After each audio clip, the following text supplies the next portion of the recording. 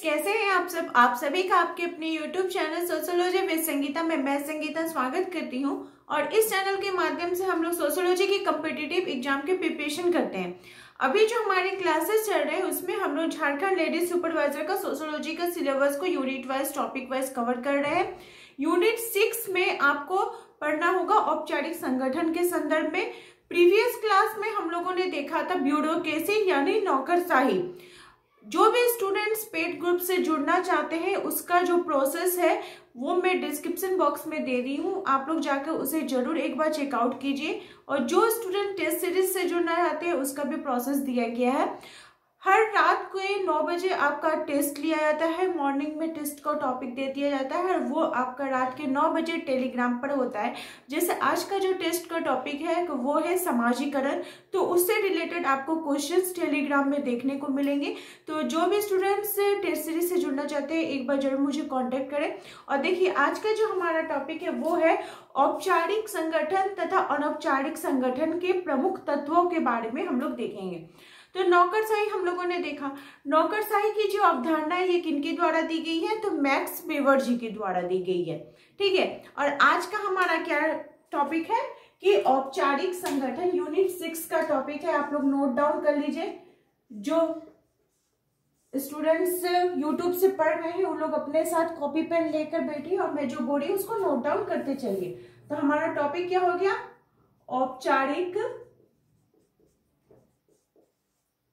संगठन एवं अनौपचारिक संगठन के तत्व। तो इस तत्व को हमको जानने के लिए हम क्या करेंगे, इनके बीच हम अंतर को देखेंगे। अंतर को देखने से क्या होगा कि हमको इनके बीच के तत्वों के बारे में पता चल जाएगा।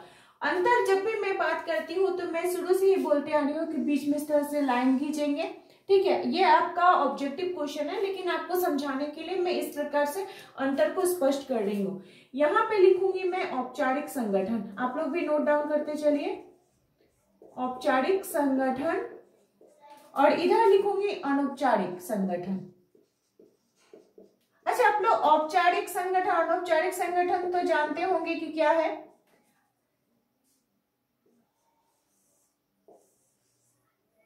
ठीक है, इस प्रकार से मैंने लिख लिया। यहां पे मैं एक क्वेश्चन पूछती हूँ कि संगठन का मतलब क्या होता है। तो देखिए, संगठन का तात्पर्य हो गया कि कोई भी चीज को, कोई भी व्यवस्था को जब हमको सुचारू रूप से चलाना होता है तो हम क्या करते हैं, कुछ लोगों का समूह बनाते हैं जिसको कि क्या बोला जाता है, संगठन बोला जाता है। तो संगठन के कितने प्रकार होते हैं, तो संगठन के 2 प्रकार होते हैं, औपचारिक संगठन एवं अनौपचारिक संगठन। जो औपचारिक संगठन होता है उसको फॉर्मल बोला जाता है और अनौपचारिक को इनफॉर्मल बोला जा रहा है। ठीक है, तो फॉर्मल के अंतर्गत जितनी भी आपकी जो संविधान, सत्ता, इस प्रकार से जो होगा, मतलब सरकार के द्वारा जो चीज की मान्यता प्राप्त है वो आपका औपचारिक संगठन के अंतर्गत आ जाएगा। और अनौपचारिक संगठन के अंतर्गत आ जाएगा कि जो भी प्राइवेट ग्रुप के अंतर्गत हो। जैसे हम लोग फॉर्मल लेटर, इनफॉर्मल लेटर लिखते हैं ना, फॉर्मल लेटर जितना भी होता है वो ऑफिस से रिलेटेड होता है। ठीक है, और इनफॉर्मल में हो जाता है कि जिसमें कि हम अपने फ्रेंड्स को, अपने फैमिली को देखते हैं। तो इसके अंतर को समझने के लिए हम क्या करते हैं, जो सबसे पहला हमारा पॉइंट है वो यही हो जाता है कि ये किससे जुड़ा हुआ होता है, ये कानून से जुड़ा हुआ होता है। कानून के द्वारा अथवा जो सत्ता प्राप्त अधिकारी होते हैं उनके द्वारा ये औपचारिक संगठन का क्या किया जाता है, देखरेख किया जाता है, क्रियान्वयन किया जाता है। ठीक है, इसको सुचारू रूप से चलाने का वो काम करते हैं जो अधिकारी होते हैं उनके द्वारा। और अनौपचारिक संगठन में इस प्रकार से कोई भी कानून की व्यवस्था हमें देखने को नहीं मिलती है, प्राइवेट ग्रुप के अंतर्गत आपको होगा। मैं उसको आपको एग्जाम्पल के तौर पर भी समझा दूंगी। सेकंड, इसका अंतर देखते हैं कि ये योजनाबद्ध तरीके से होता है। कैसा होता है, तो योजनाबद्ध किसी भी तरीके से होता है। इसमें क्या होता है कि अनौपचारिक संगठन में कोई भी प्रकार की हमें योजना देखने को नहीं मिलती है।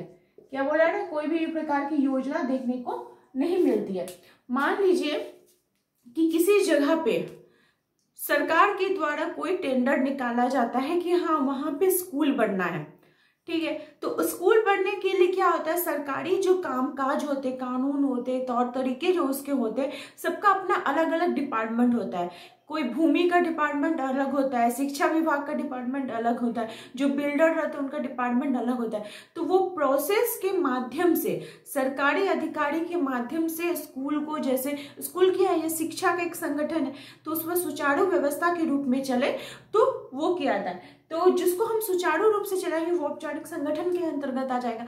लेकिन अगर मान लीजिए कि आप ट्यूशन पढ़ा रहे हैं, ठीक है, ट्यूशन पढ़ा रहे हैं, आपने कोई भी योजना की नहीं की है, आपसे बोले कि हाँ मैं ट्यूशन पढ़ाऊंगा, आप एक पेड़ के नीचे भी बैठ के पढ़ा रहे हैं, बच्चे आ रहे हैं आपसे पढ़ रहे हैं, तो वो क्या हो गया, अनौपचारिक संगठन के अंतर्गत हो जाएगा। और भी मैं एग्जाम्पल के तौर पर आप लोग को बताऊंगी। फिर थर्ड इसका जो है, ये स्वेच्छा से और सोच समझ कर किया जाता है। क्या होता है, स्वेच्छा से होता है और सोच समझकर हम लोग इसके कार्य को संपादन करते हैं। ठीक है, कैसे करते हैं, स्वेच्छा से करते हैं और सोच समझकर करते हैं। लेकिन जो अनौपचारिक संगठन होता है ये अपने आप बन जाता है। ये संगठन बनाने के लिए आपको कोई योजनाबद्ध तरीका नहीं होता, ये अपने आप ऑलरेडी बनने लगता है। कैसे बनने लगता है, ये अपने आप बनने लगता है। इसको देखिए, मान लीजिए सरकार के द्वारा कोई भी नहर का, कोई भी कैनल का काम आया है, कोई भी पोखर का, तालाब का काम आया है, तो ये योजनाबद्ध तरीके से होगा। ठीक है, सोच समझ के प्लानिंग के तहत किया जाएगा। लेकिन जब छठ पूजा होता है तो क्या ऐसा कुछ होता है, गांव के ही, घर के ही लोग, जो जिस गांव में रह रहे, जिस एरिया में रह रहे, वहां के लोग आपस में मिलजुल कर साफ कर देते हैं घाट को कि पूजा हो सकेगा। इसके लिए कोई सरकारी, कोई अधिकारी के पास जाने का जरूरत नहीं पड़ता है। ठीक है, तो क्या हो जाएगा, ये अपने आप संगठन बनाता है, लोगों का एक समूह जमा हो जाता है, वो अपने काम को सुचारू रूप से चला लेते हैं। तो जब ये सत्ता के द्वारा, कानून प्राप्त अधिकारी के द्वारा होता है, तो इसका जो प्रमाण होगा तो वो जरूर लिखित होगा। इसमें लिखित प्रमाण हमें देखने को मिलते हैं। तो वही अनौपचारिक संगठन में कोई भी लिखित प्रमाण नहीं होता है। अब अगर मान लीजिए आप अपने गली मोहल्लों को साफ कर रहे हैं, तो क्या उसके लिए आप कोई कागजात बनाएंगे, कोई लिखित प्रमाण यहाँ पे हमें देखने को नहीं मिलता है। इसमें क्या होता है कि पदों-सोपान का सिद्धांत हमें देखने को मिलता है। पदों-सोपान का मतलब हो गया कि जो अधिकारी तंत्र होते हैं, हम लोग नौकरशाही पढ़े ना, कि नौकरशाही में सबका अपना अपना एक पोजीशन होता है, जो जैसा शिक्षा ग्रहण करता है, जैसा जिसका डिपार्टमेंट है उस हिसाब से उसको अपना पोस्ट मिलता है। तो सबके अधीन, किसी के अधीन कोई रहते हैं, कोई किसी के अधीन कार्य करता है। तो ये पदों-सोपान का मतलब क्या हुआ कि उनके सबका अलग अलग पोजीशन के अनुसार वो अपने काम को कंप्लीट करते हैं। यहाँ पे आपको इस प्रकार का पदों-सोपान को कुछ भी देखने को नहीं मिलेगा। 6 हम लोग देखते हैं कि इसमें जो होता है यह अव्यक्तिगत होता है। ठीक है, पर्सनल नहीं होता है, क्योंकि ये इनका काम होता है, ये अधिकारी होते हैं, ये इस जगह पे पहुंचे हुए होते हैं। और ये क्या होता है, औपचारिक संगठन व्यक्तिगत होता है। कैसा होता है, तो व्यक्तिगत। मान लीजिए कोई ट्यूशन पढ़ा रहा है तो वो अपने लिए पढ़ा रहा है ना, तो वो व्यक्तिगत होता है। 7 जो बोर्ड है कि ये जो औपचारिक संगठन है, ये संगठन का जो उद्देश्य होता है, जिस उद्देश्य से, मान लीजिए जो स्कूल बनाने के लिए संगठन बनाया गया, या फिर रोड बनाने के लिए, मान लीजिए किसी गांव में रोड बनाना है, तो उस रोड को बनाने के लिए एक संगठन, एक लोगों का समूह को तैयार किया गया है, तो वो अपना उद्देश्य की प्राप्ति के लिए ही अपने काम को करते हैं। तो ये पूरा संगठन क्या होता है, उसी उद्देश्य के इर्द गिर्द घूमते रहता है, उद्देश्य के चारों तरफ क्या करता है, घूमते रहता है। ठीक है, और इसमें क्या होता है, कोई विशेष गतिविधि हमें देखने को नहीं मिलती है। क्या होता है, कोई विशेष गतिविधि हमें देखने को नहीं मिलती है, गतिविधि नहीं होती है। ठीक है, 8 नंबर हम पॉइंट देखते हैं कि ये जो संगठन है, जो भी संगठन, मान लीजिए कोई भी सरकारी अधिकारी होता है, तो वो एक समय में एक ही संगठन का सदस्य हो सकता है। क्या होता है, एक समय में एक ही सदस्य का संगठन हो सकता है, एक समय में एक ही संगठन का सदस्य। ये उसके अंतर्गत पाबंदी होती है कि कोई अगर कोई सरकारी पोस्ट पे है तो वो एक साथ 2 सरकारी पोस्ट को यूज नहीं कर सकता है।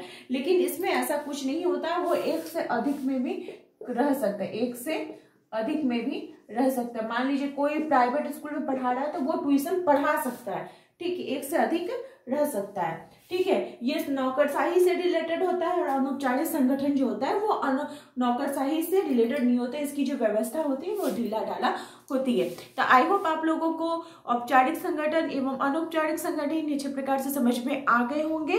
इसी प्रकार से मेरे चैनल के साथ बने रहिए। मेरे चैनल के साथ बने रहने के लिए आप सभी का थैंक यू।